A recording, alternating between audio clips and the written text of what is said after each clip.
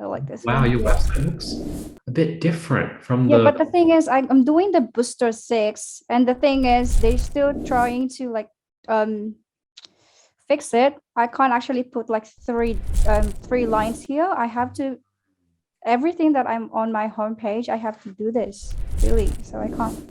But then again, I'm doing the direct mobile anyway. So on the mobile thing, Yeah, show me it's what it looks like. okay. Right click on the screen and This then one here, right right, click.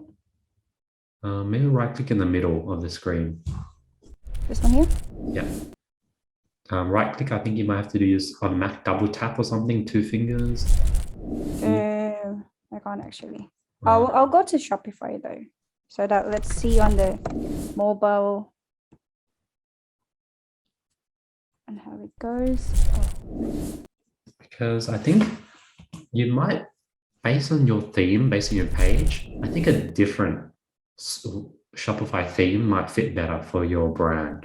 Shopify thing. But the thing is, I Because right bought now, that this the booster. Shopify Booster looks really modern. Hmm.